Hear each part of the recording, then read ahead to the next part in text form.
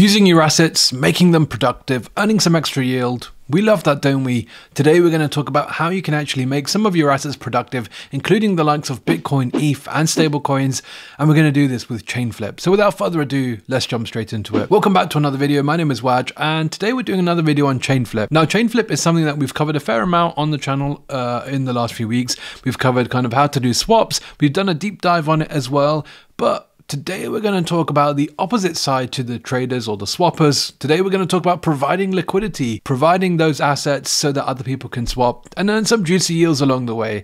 And I'm going to show you step by step kind of how you should first of all set up your account, how you can fund your balances, and then kind of get into the juicy part with earning some juicy yields, of course.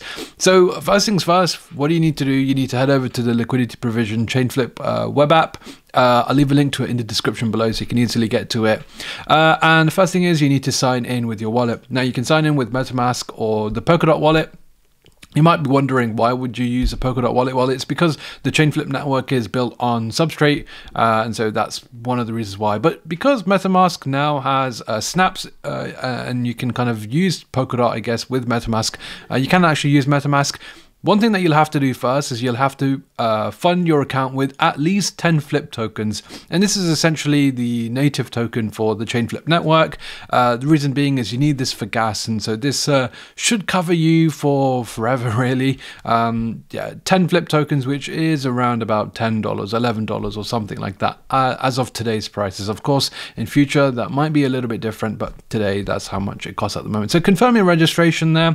I'm actually going to be using the Polkadot wallet. You can actually get this as an extension, just like any other wallet, really. You can go and get that from the Chrome store, as I'm using Brave browser right now. So yeah, connect your wallet, and so once you've done that, you'll be able to see, look, this is my wallet right here. It's going to take me directly into my account, and the first page that you'll see can be a little bit overwhelming, but I'm going to kind of walk you through everything so you understand exactly what's going on. So first tab that this will bring you to is the portfolio tab, and you can see your balances in your portfolio, your orders, your fees and things like that. I think we'll come back to this because the first thing that you will need to do is you'll need to deposit some assets into your account. And you can see that at the moment I have deposited some Bitcoin, but you can actually deposit, you know, any asset that you kind of wanted to earn some yield on by liquidity provision or via the boosting yields, which we'll talk about as well. So you've got a variety of assets that you can choose from, including Bitcoin, including ETH and stable coins. You've also got DOT as well, and of course you've got ETH and USDC on Arbitrum as well. The one thing that you will need to do is you will need to add a refund address. This is just essentially an address in case you need to send money back to a certain wallet. But yeah, you can see that there's a bunch of different assets here. Just need to deposit. Now, actually, to start depositing, just click this button here. What you'll have to do is you'll have to open up a deposit channel, and you'll be able to see what this looks like on screen right now. So I'm just going to enter in, sign this transaction. And once I do this, deposit channel will open, and this will essentially give me an address that I can send USDC on the Arbitrum network to.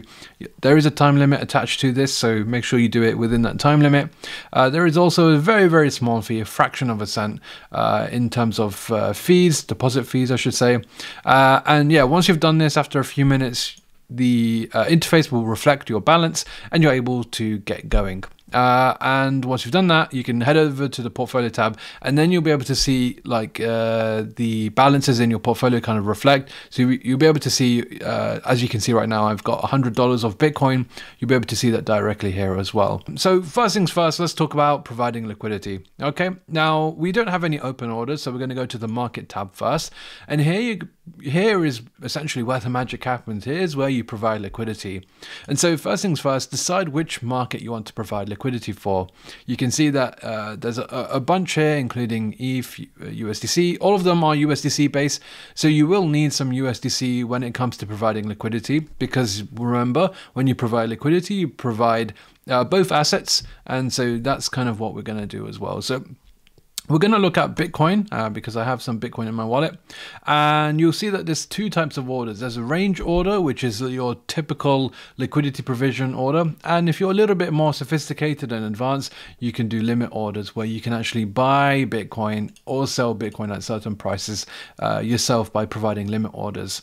Now, what we're going to do is we're going to provide, I'm going to show you a range order, and normally a full range would be, providing liquidity for the price of Bitcoin from 0 all the way to infinity. That is a full range, and so your liquidity gets dispersed, across all of these different price ticks, I guess, and this will earn you fees every time someone does a transaction. As long as Bitcoin is within 0 and infinity, which it always will be, you'll earn some transaction fees. Now, one of the ways to earn a little bit more is to actually concentrate your liquidity, and that means your assets are supplied within a tighter range, meaning that there's more, it's more capital efficient, right? And so what you can do is you can actually change this price range to something a little bit more concentrated, and as long as Bitcoin is trading within this range still, you're still going to be earning fees, but you're going to be earning significantly more because of that. And so what we can do here is we can change the low price to maybe something like $55,000, and we can change the high price to maybe something like $64,000. You can really use a chart to look at things like ranges, if you're looking at from a technical perspective as well. And this concentrated liquidity means you're going to make a lot more when it comes to fees as well. So all you have to do then, once you've done that, is essentially add in some Bitcoin and some USDC. So you can see that I'm going to add in a little bit out of both. And once you've done that, you'll be able to see how much it's going to cost in gas, really fractions. Place your range order, and that's pretty much it. You'll see that it's open order there, and yeah, you're ready to go. You'll be able to see that right there then as well, and you'll be able to see this all on your trade history too. That's pretty much that in terms of how that works. It's pretty straightforward, I guess. You can, of course, do this for any of the other assets as well. So, for example, if you wanted to provide for USDC, or if you wanted to provide for ETH USDC, again, this works exactly the same way. Of course, you wouldn't pick 55,000. You'd probably pick something a little bit around the current price, and yeah, you can do that as well. Now, if you're a little bit more sophisticated, you can, as I mentioned, enter in limit buys. And so, I might want to add in a buy of 2,400, and later on I could sell maybe 2,600. Again, you can just kind of decide how you want to do that. I guess this is a little bit more active, whereas range orders are significantly more passive. But that's pretty much all you have to do. And once you've done that, you'll be able to see all of your orders here. Now, some important things to take note of is like, how do you decide how much you're going to earn? Like, what's the APR and things like that? Well, you can kind of have a look and figure this out yourself by looking at the volume. And the volume essentially determines how much you're going to make, because the volume is where all of the fees come from. And so you can have a look and see which of these pools get significant volume. Some of them get really significant volume, some of them less so. And so this might be a good idea of kind of helping you kind of dictate which of the different pools you want to provide liquidity for. You can see the fees on the column on the right hand side. These are just the fees over the last 24 hours. And so you can see, for example, the Bitcoin USDC pair, this has just under $1 million in liquidity, around 750,000, but was still able to earn, over $500 in fees. So if you kind of annualize that, you're talking about 25-30% APY in fees. Of course, this is dynamic. It can change. If volume really shoots up significantly, then naturally you're going to see the APR spike massively too. So yeah, you can kind of figure it out just based on the fees. Using 24 hours isn't really a good estimate, because if you're going to provide liquidity for, let's say, a longer period of time, then you're going to want to use a longer period of data, and you can find a lot of this data on some of the Dune dashboards that have been created by Chainflip themselves. Now, so that's pretty much how liquidity provision works. We're also going to talk about the new boost feature, and essentially this is a way to earn yield on your Bitcoin. The boost feature enables you to provide your Bitcoin actively for those who want to get a quicker transaction, especially when it comes to their Bitcoin swaps.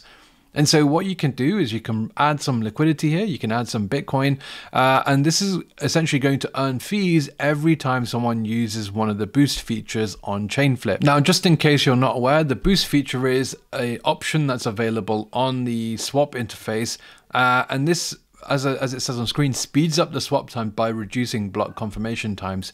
So you can enable this or disable this. If you do enable this, you do have to pay a small amount extra. And this is what goes to the liquidity providers here when it comes to the boost pool. And right now, this is earning a really high APY. This is because there is a lot of volume or a lot of interest in those wanting to speed up their transactions a little bit. So what do you have to do to provide your assets here? Essentially, you just simply add in your liquidity here. You can see that the estimated APY and your projected pool share will be reflected below. There is no lockup period here. You can withdraw your liquidity anytime. There are, of course, some risks associated with this. I did cover this in the deep dive video, so make sure you go and check that out. I'll leave a link to that in the description below. But once you've done so, boost your liquidity here. You can sign the transaction, and after a few seconds, this should be reflected in my boosted balance. I can now head to the portfolio tab on the top, and again, just like I showed you before, you can see that this is reflected in the portfolio breakdown. Now I have that position open in the boost position, $100. I can see this directly here. I can see exactly how much fees I'm going to be earning as well. This should all be compounded directly here as well. So nothing really for me to do. This is, as I mentioned, a fairly hands-off approach and a great way to kind of natively earn some yield on your Bitcoin. So all in all, that's pretty much all you have to do. To summarize everything, you first need to create an account with Chainflip using 10 flip as a minimum balance. You then need to deposit some assets, whether it's ETH, USDC, or Bitcoin, potentially even some more assets as the Chainflip network expands. In order to provide liquidity, head over to the market tab, simply decide if you want to do a range order or a limit order. And if you want to provide your assets for boosting, you can simply do so as I've shown you as well. So that's pretty much all you needed to do. Smash the like button, subscribe to the channel. Let me know in the comment section below if you have any other questions, and we'll be back with plenty more educational content in the not so distant future.